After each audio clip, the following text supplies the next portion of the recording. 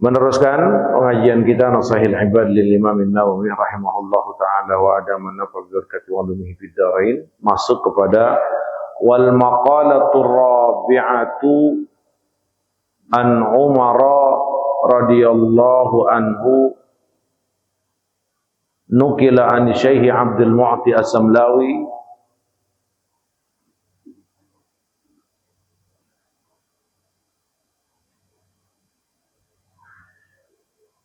anna Nabiy sallallahu alaihi wasallam qala li Jibril alaihi salamu sibli hasanati Umar faqala law kanatil biharu midada wasyajaru aqlama ma hasaratha ay ma hasartaha ay ma hasartuha faqala sibli hasanati Abi Bakrin faqala Umaru hasanatun min hasanati Abi Bakrin.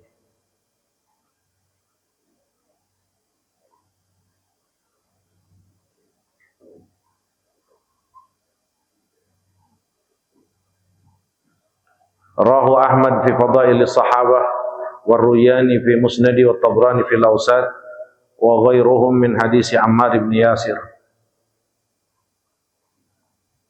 Maqalah yang keempat dari Amirul Mukminin Sayyidina Umar bin Al-Khattab radhiyallahu taala anhu. Nukila, dinukil an Syekh Abdul Mu'ti As-Samlawi. Jadi ini ciri ulama-ulama dulu, ciri ulama-ulama dulu. Karena mereka tidak akan dapat satu hadis kecuali memang dari gurunya dan gurunya. Pasti kayak begitu.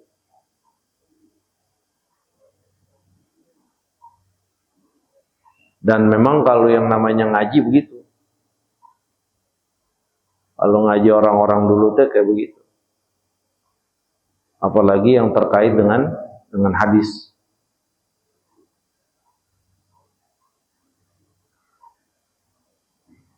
Dinukil dari Syekh Abdul Mu'ti As-Samlawi bahwa Nabi kita Muhammad sallallahu alaihi wasallam qala li Jibril alaihi salam, berkata kepada Sayyidina Jibril alaihi salam, sibli hasanati Umar,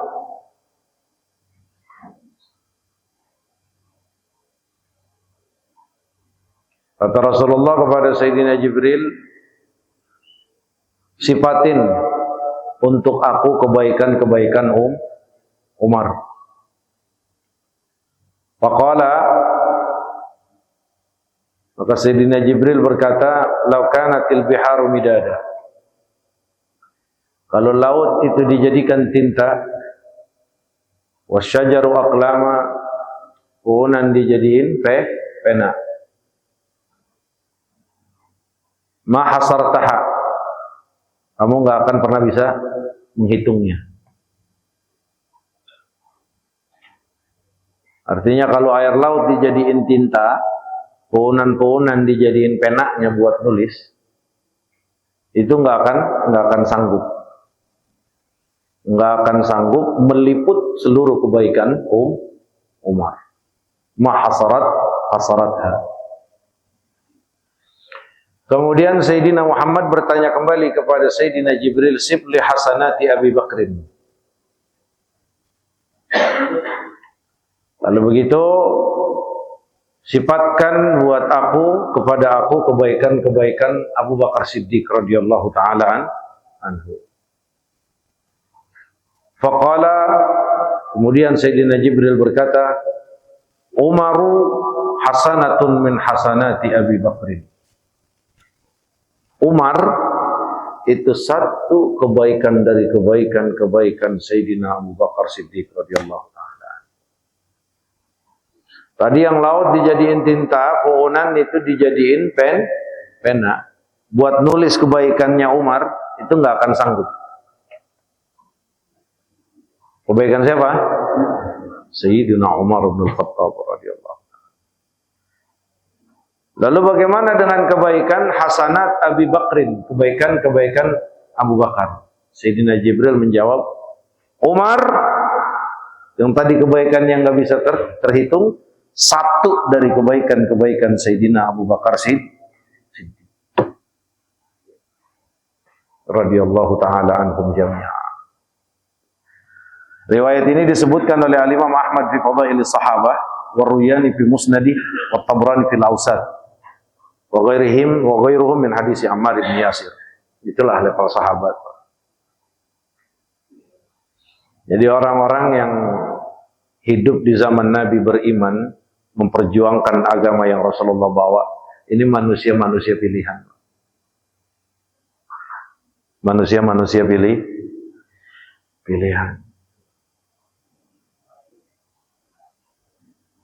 Ya.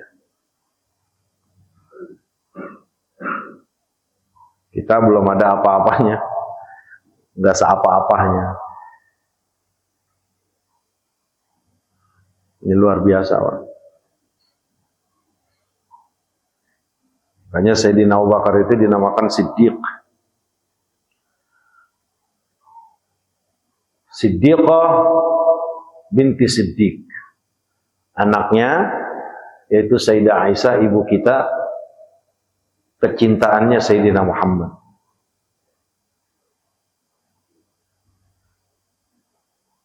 Man ahabbun nas ilaika ya Rasulullah?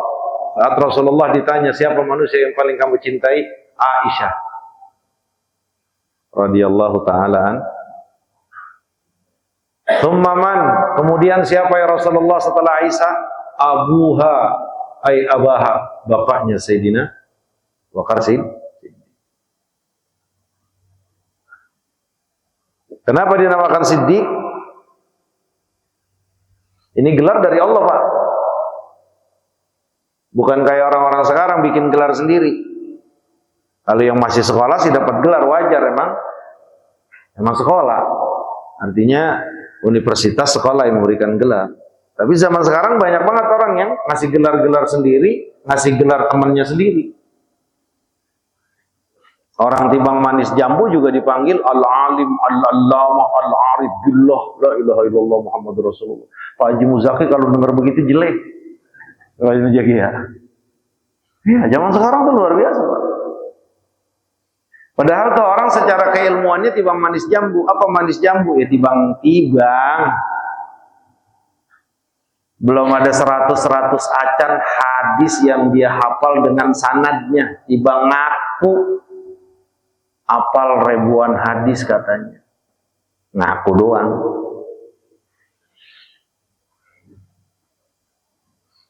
Kalau Sayyidina Abu Bakar asli Siddiq. Allah yang netapin lewat lisan Sayyidina Muhammad. Saat Sayyidina Muhammad sallallahu alaihi wasallam wa Abu Bakrin wa Umar wa Ali radhiyallahu taala di atas gunung Uhud, tiba-tiba gunung Uhud ogohan. Tahu ogohan? Tuh, manja Pak Jaris. Manja.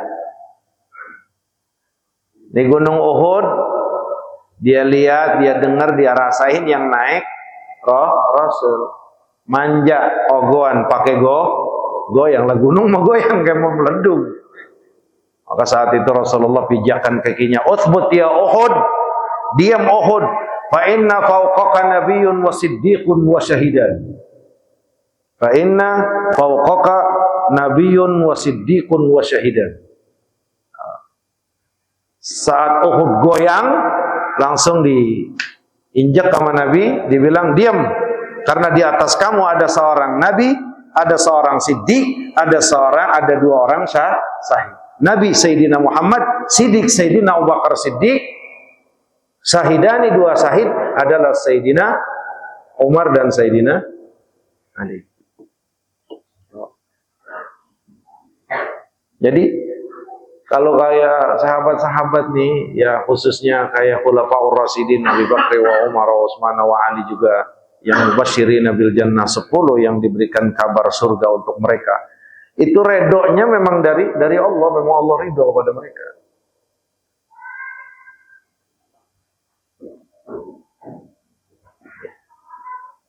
Makanya Sayyidina Abu Bakar Siddiq. Nah, level Siddiqin itu lebih tinggi dibanding syuhada. Minan nabiyyin pertama, wasiddiqin, wasyuha, wasali. Itu kan di Al-Qur'an kayak gitu.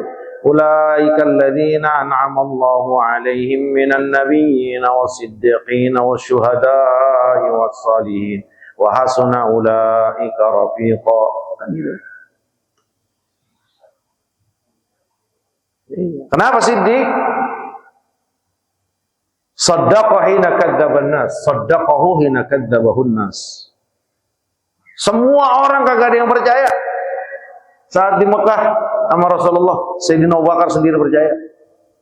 Kagak ada yang percaya, Pak. Atu juga.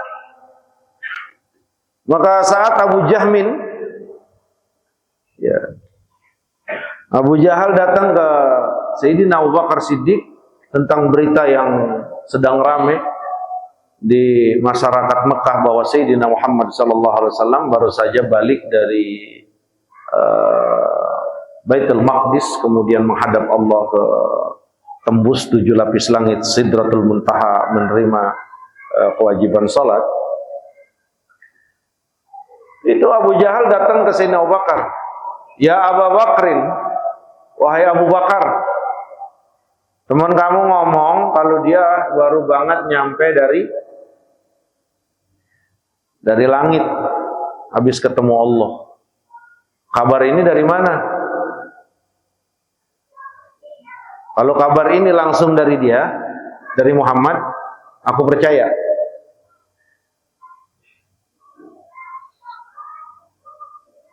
Kalau kabarnya langsung dari Muhammad, aku percaya. Makanya dia masih Siddiq, Pak. Makanya dia masih Siddiq.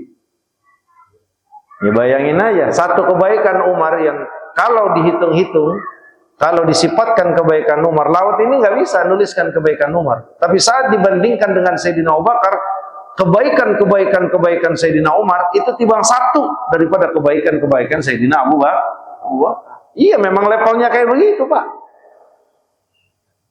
Memang levelnya kayak begitu. Makanya satu sahabat dari 2 yang diizinkan oleh Nabi untuk menjadi imam salat itu hanya Sayyidina Abu Bakar. Kalau Sayyidina Umar itu pernah diomelin malah sama Nabi. Dalam satu riwayat yang sahih. Suruh Abu Bakar. Ya Allah, gimana ya Rasul? Cengeng gitu lah. Suruh Abu Bakar. Makanya dia termasuk seorang sahabat yang Allah abadikan ya keimanannya, ketakwaannya, ya, pembelaannya terhadap syariat yang Allah sempurnakan kepada Sayyidina Muhammad di dalam Al-Qur'an. Idz qala li sahibihi la tahzan innallaha ma'ana.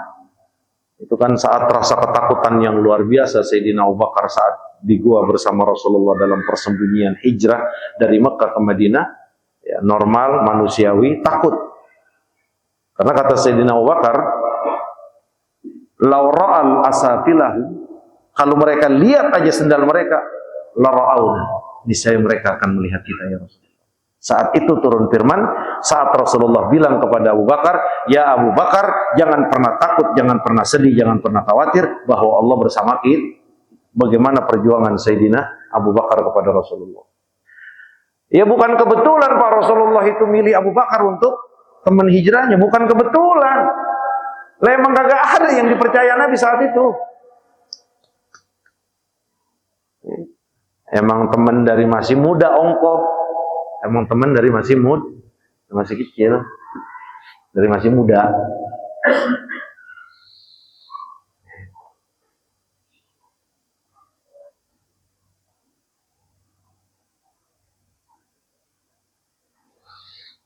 Allahumma sholli ala sayyidina Muhammad. Luar biasa sahabat-sahabat.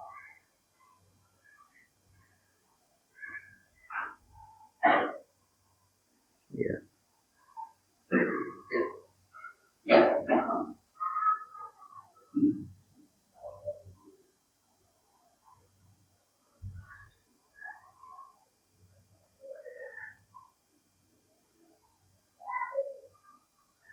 Nah, apa ungkapan Sayyidina Umar ya, yang dinukil dari Syekh Abdul Mu'ti As-Samlawi. Nah, ini ungkapan Umar, izzud dunya bil mal. Kemuliaan dunia itu dengan harta. Ya kalau kita mau mulia gitu kasarnya di dunia, ya punya banda, punya ban.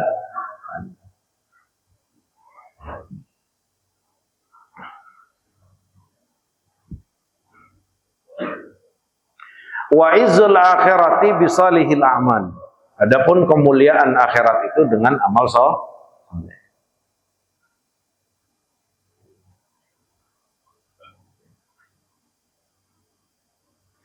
Ai fala tataqawa umurud dunya wala tasluhu illa bil amwal. Maknanya kata Imam Nawawi, enggak kuat urusan dunia dan enggak akan jadi baik urusan dunia kecuali dengan harta. Iyalah, kita makan pakai apaan? Beras. Beras pakai duit. Namanya harta. Ya begitu.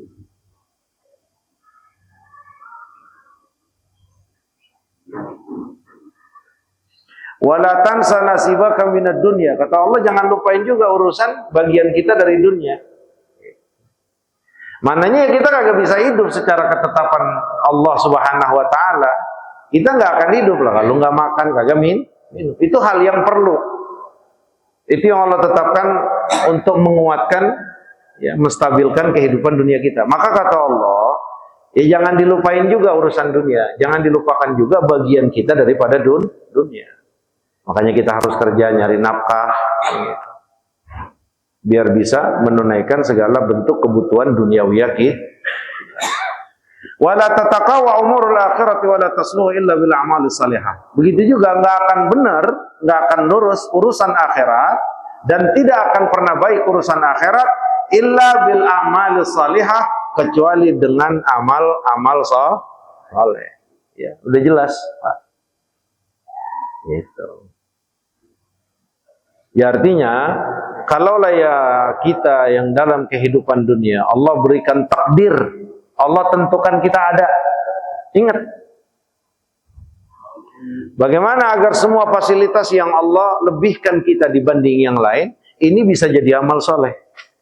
Karena mukmin pastinya akan berpikir, dikasih sedikit atau banyak, semuanya ada pertanggungjawabannya. Dikasih dikit, di sana juga ada pertanggungjawabannya. Dikasih banyak, apalagi. Maka seorang mukmin laki-laki dan perempuan, dia akan selalu sadar, ya, bahwa apapun yang Allah berikan itu tidak lain adalah untuk fasilitas dia dalam kehidupan dunia, ya, untuk pengabdian seorang hamba kepada Allah. Ini jangan salah. Maka dalam perjalanan Islam itu, ya, dalam perjalanan Islam itu, ya, kekuatan ekonomi itu termasuk bagian inti. Maka dia dimasukkan, ya, ke dalam rukun Islam. Nah, pensusunan rukun Islam, as-syahadataini, dua kalimat syahadat, iqamus shalah, kan? Wa itauz zakat, dia ditaruh di nomor 3 atau di nomor 4, kan gitu. Di nomor 3 itu tidak lain adalah bahwa harta ini tidak akan pernah bisa memiliki fungsinya yang tepat kalau memang dipegang oleh orang yang nggak takut sama Allah. Gitu.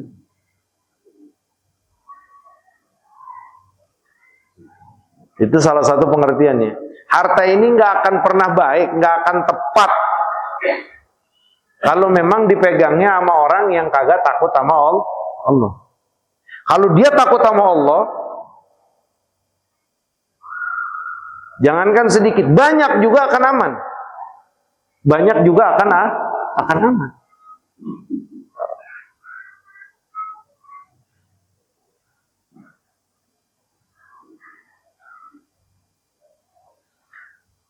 Tapi kalau orang yang tidak takut sama Allah, megang duit, jangankan banyak, dikit aja curang.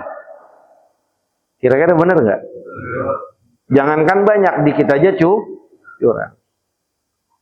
Dikit dia bohong, dia curang, dia culas. Banyak dia rampung.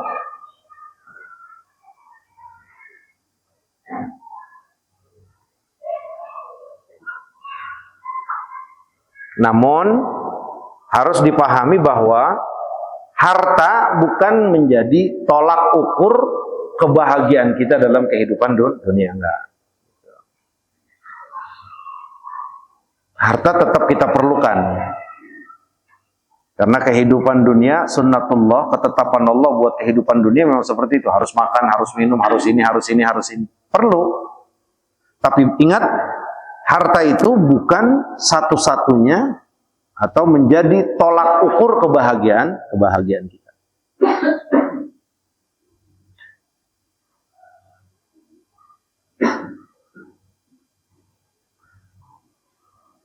Wa izzul akhirati bisalihil amal. Nah, kemuliaan kita di akhirat itu nanti adalah dengan amal saleh. Dengan begitu sadar, oh berarti di dunia andai kagak sukses banget atau hasilnya tidak sesuai harapan dan impian, sabar aja. Karena sementara artinya ada akhirnya. Itu kalau dunia. Tapi kalau akhirat, ini yang harus benar-benar kita fokusin. Karena sifatnya itu selama-lamanya. Gitu. Jadi kalau usaha usaha romannya tidak sekedar buat makan doang, lebih kagak, sabarin. Itu udah bagian yang Allah tetapkan. Tapi kepahitan ini sifatnya itu akan sementara. Pada waktunya selesai. Tapi kalau akhirat itu sifatnya abadi. Karena kalau di dunia masih ada jatah satu kali lagi kematian. Ini kita di dunia, setiap individu, setiap orang masih ada jatah satu kali lagi mati. Dah. Kalau habis mati ini, itu udah nggak ada mati lagi. Maka sekarang kalau kita sakit, kalau kita menderita, kalau kita tersiksa, kalau kita sempit dalam urusan dunia sampai menguji kehidupan kita, sabarin, kuatin. Karena pasti nggak akan lama. Ada kalanya memang dunia ini Allah hancurkan dengan kiamat, ada kalanya Allah ambil ruh kita, kelar kita. Selesai kita merasakan semua bentuk kepahitan. Karena masih ada kematian. Tapi kalau udah habis mati ini, itu udah nggak ada kematian lagi. Ingetin itu. Berarti kalau sakit yang di dunia, kemungkinan besar akan hilang sakit tersebut. Tapi kalau sakit di akhirat, nggak ada kemungkinan itu akan reda. Maka fokuslah kepada kehidupan yang memang tidak ada kematian di dalam, yaitu kehidupan akhirat. Nah, makanya sekarang harus sudah sering-sering renung. Kalaulah banyak kegagalan kita dalam urusan dunia, sabarin, biar jadi pahala. Kalaulah hasil Allah udah kasih dari usaha kita, syukurin, karena itu juga akan jadi pahala di sisi Allah. Jalanin terus hidup dengan panduan-panduan agama, dengan aturan Allah dan Rasulnya, terus sampai pada waktunya kita akan masuk ke alam, yang alam tersebut kata Allah, sudah tidak ada kematian. Disitulah kehidupan sebenar-benarnya kehidupan. Kalau hidup dunia belum sebenar-benarnya hidup, karena masih ada mati. Ya. Kalau sebenarnya hidup itu apa maksudnya? Kenyataan benar. Nyataan benar. Lu benar ya benar, lu nggak benar ya nggak benar. Kalau di dunia kan enggak, Pak. Orang kayak bapak-bapak, ibu-ibu benar semuanya. Tapi di mata mereka yang kagak sembahyang, ibu-ibu ini orang kagak bener. Orang susah, jalannya aja miring. Nah kalau di dunia banyak banget orang yang kagak bener itu kelihatannya bener. Karena dunia. Kalau udah di akhirat, hidup sebenar-benarnya hidup, itulah kenyataan hidup yang hakiki. Maka kalau di sono udah nggak ada yang tertutup. Kalau lu baik, maka kalau lu bejat, maka di sono bejat. Wah, kalau di sini bisa ditutupi, Pak. Habis korupsi 500 miliar juga besok dia pakai peci hitam. Dia sholat di sini, aman-aman aja kira-kira ya. Kasarnya, kalau di sini mah di dunia itu, tapi kalau di sono enggak. Makanya kita yang seringin ya pemikiran kita itu ya kalau di sini lolos, di akhirat enggak bakal, karena balasan akhirat itu balasan yang seadil-adilnya. Kalau di sini mah nggak bisa dapat keadilan kita, nggak bisa dapat keadilan. Apalagi akhir zaman kayak begini, susah.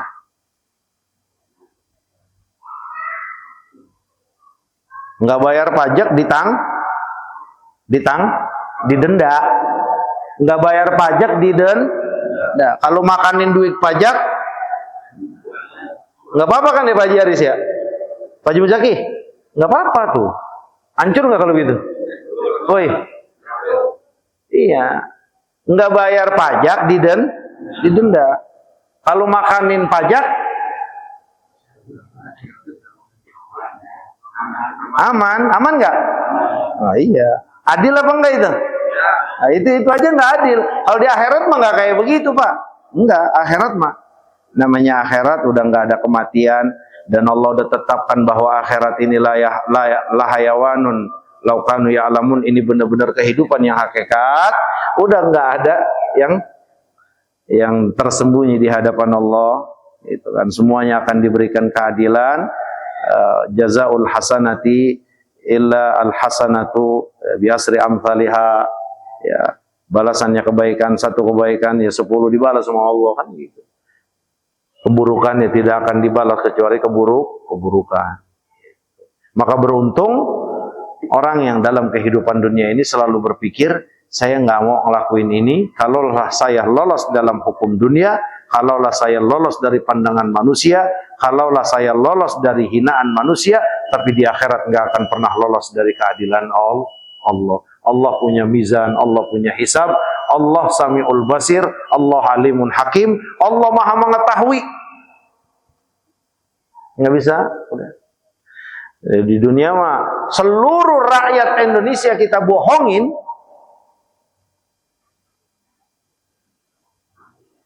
seluruh rakyat Indonesia kita bohongin, ya enggak? Aman nggak? Aman nggak? Lah aman Pak. Iya, nanti di sono kagak. Tuh, Mang Uji udah mantep. Berarti Jokowi aman nggak dia? Jokowi aman nggak? Kalau dia nggak tobat nggak aman dia. Kalau nggak tobat, ya artinya kayak pemimpin dunia, pemimpin negara, Pak, yang puluhan tahun dia bohongin rakyatnya, kan aman-aman aja Pak, bener nggak? Dapat setahun 2 tahun nggak jadi presiden, besok disurakin lagi, wah, diluluin lagi, aman nggak? Kata nih orang, gua udah aman, orang udah percaya lagi sama gua. Itu kata dia, di hadapan Allah mah nggak begitu Pak. Atu-atu semuanya detil. Makanya Rasulullah itu sebagai suri teladan kita punya kekhawatiran besar. Kalaulah mungkin ada kezaliman yang pernah aku lakukan dan aku nggak sadar. Makanya Rasulullah terus bertobat. Nah ini kan contoh kita Pak. Maka di dunia bisa selamat, di hadapan mahkamah Allah tidak akan pernah ada yang bisa lolos. Semuanya dikasih ya dan diberikan keadilan, tidak kurang sedikit. Ya Allah. Wal maqalatul khamisatu an Utsman radhiyallahu taala anhu, hammud dunya zulmatun fil qalbi wa hammul akhirati nurun fil qalbi. Maqalah yang kelima dari Sayyidina Utsman bin Affan radhiyallahu taala anhu, ya. Dia ini dzu nurain.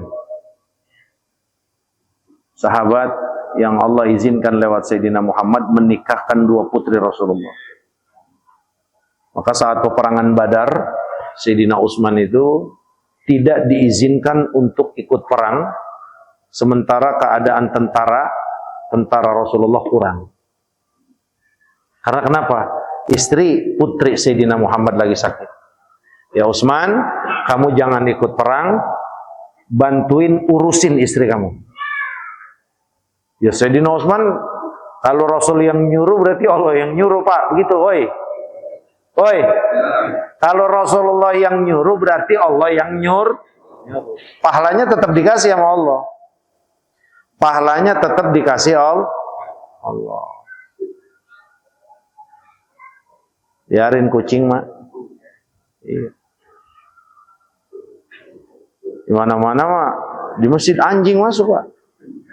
Lah di masjid Nabi itu anjing yang masuk, Pak. Makanya itu ada satu hadis dalam Sahih dalam kitab Kutubus Sihah. Fainal kalba adbara akban. Anjing itu mundar-mandir, Pak, di masjid Nabi. Mundar-mandir, masuk dalam, mundar-mandir. Iya. Cuman masih pasir giniannya.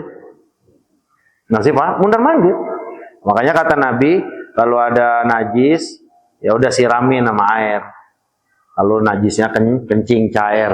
Kalau najisnya berbentuk, ambil, nanti siram tuh air. Saat air itu ngeresap ke pasir, kering, maka sucilah tanah tersebut. Lah iya, jangankan anjing, orang kencing di masjid Nabi. Kencing, coba kencing di sini. Orang PA. Kalau itu bukan orang PA saat itu, orang Arab Badui, orang Arab kampung. Orang Arab kagak kenal Nabi, kagak kenal Islam, kagak kenal ajaran Islam. Masuk masjid dipikir apaan, kencing aja pas mau dianuin nama sahabat, kata Rasulullah, diam, jangan, diamin aja udah, dia kencing biarin. Emang sebaik-baiknya guru itu Rasulullah, Pak. Sebaik-baiknya guru, sebaik-baiknya pembimbing, sebaik-baiknya pengajar, sebaik-baiknya pembina, sebaik-baiknya Rasul Sayyidina Muhammad. Kata Rasulullah, da'uhu, tinggalin, udah diam. Ntar kalau dia udah kelar, ambilin air seember, siram.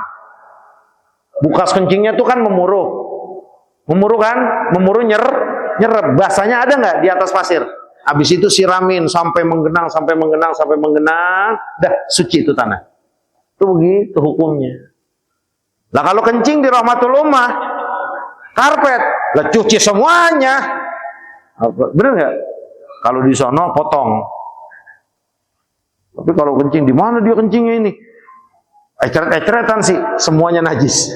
Harus dicuci, ganti karpet lagi. Iya. Patungan lagi. Jadi Sayyidina Utsman ini Dzunurain.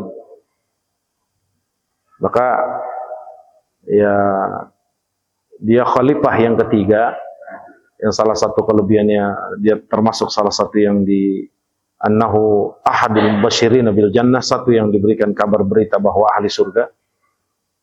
Saking Rasulullah sallallahu alaihi wasallam senang, Rasulullah berdoa, Allahumma ridhaan Utsman.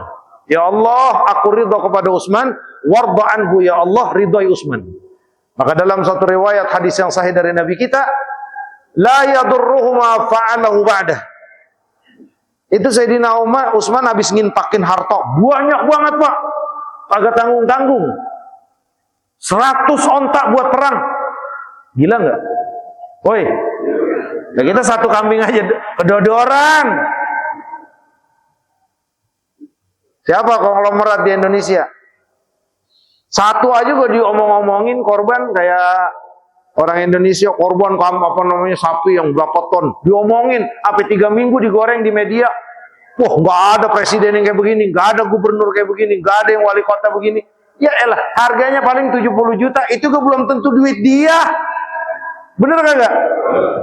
Sayyidina Utsman pada saat Allah dan Rasulnya ngajak berinfak untuk jihad di jalan Allah, 100 onta.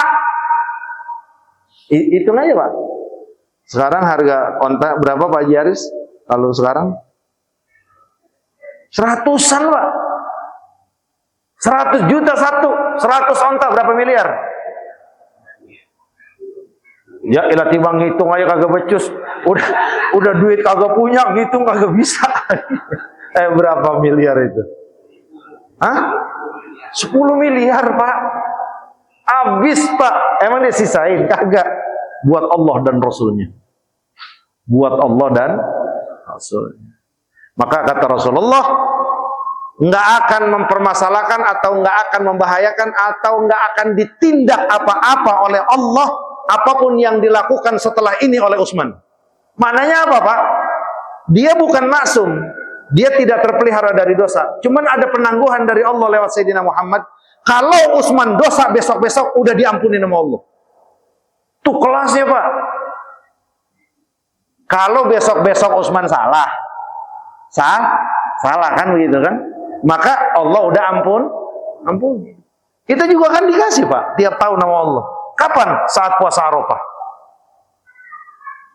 Saat puasa Arafah itu Pak, kata Rasulullah, yukaffiru sanatain madihi, kan begitu, yang telah lalu, ma taqaddama, ya, juga wa ma ta'akhir. Yang telah lalu juga yang akan datang. Itu 2 tahun puasa Arafah Allah ampunin 2 tahun. 1 tahun ke belakang, 1 tahun ke depan. Maknanya apa? Andai ada sebuah kesalahan yang kita lakukan setelah puasa Arafah, Allah maafin. Tuh kelebihan umat Sayyidina Muhammad. Apalagi kelasnya Sayyidina Utsman. Yang Rasulullah asal ngomong aja juga ber. Emang kaya. Emang kaya. Loh. Ini menyawer, punya duit, emang kerjanya kontraktor, kaya dulu Mak. Orang kebangetan sering nyawer, miskin ujung-ujungnya.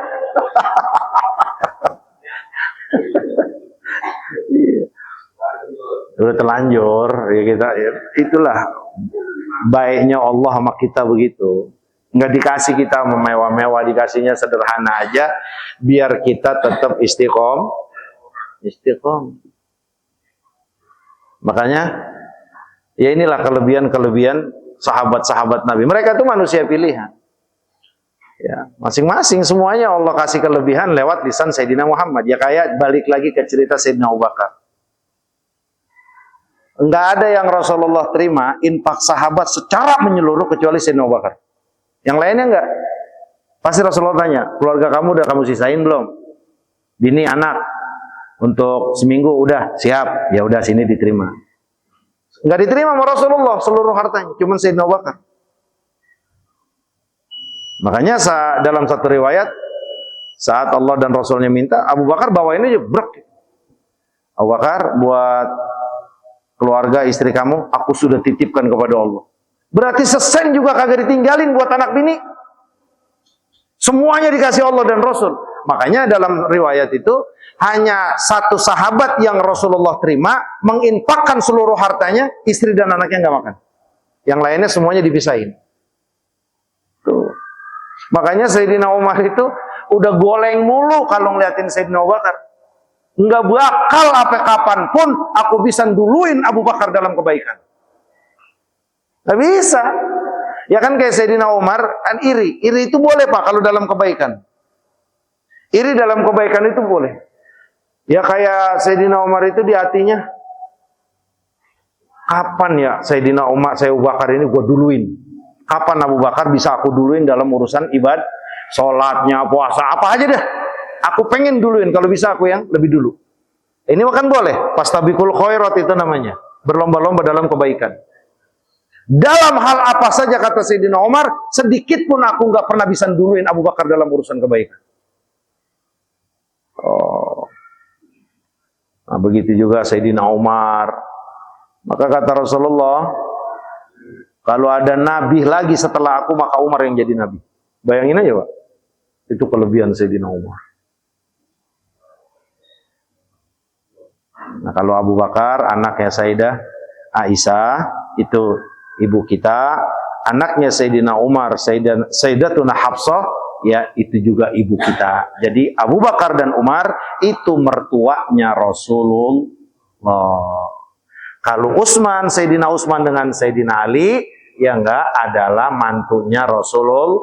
Nah kalau Sayyidina Ali selain dia mantu, dia juga adik, dia juga yang gedein Rasul, yang ngurusin Rasul.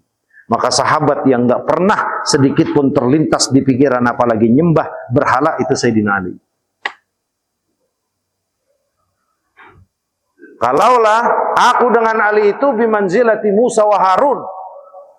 Satu peperangan kata Rasulullah kepada Sayyidina Ali, ya Ali, kamu jaga-jaga urusin semuanya urusan keluarga. Kamu nggak ikut. Wah, Sayyidina Ali bagaimana ya mau nolak ya yang merintah Rasul. Sementara Rasulullah nyuruh jangan perang.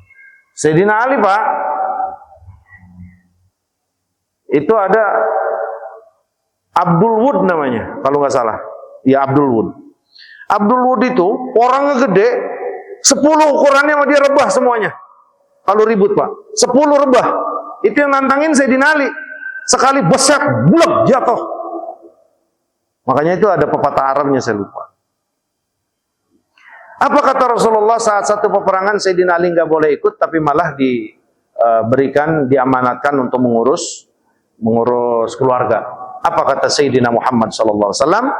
Ana wa Ali bimanzilati Musa wa Harun. Aku dengan Ali itu seperti Musa dengan Harun. Saat Musa ingin menghadap Allah Subhanahu wa taala guna menerima wahyu selama 40 hari 40 malam, maka Harun yang dititipkan untuk yang enggak keluarga dan umatnya. Saat ini yang enggak aku titipkan keluarga dan seluruh yang ada di sini kepada engkau Ali. Saat itu enggak ngikut Sayyidina Ali Pak. Itulah kelebihan sahabat-sahabat Nabi kita Muhammad sallallahu alaihi wasallam. Mudah-mudahan kita ditemui oleh mereka, ditemui oleh Rasulullah di telaganya ya Allah. Amin ya rabbal alamin. Subhanakallahumma bihamdika asyhadu an la ilaha illa anta astaghfiruka wa atubu ilaik. Wa sallallahu ala sayyidina Muhammadin wa ala alihi wa sahbihi wasallam. Alhamdulillahi rabbil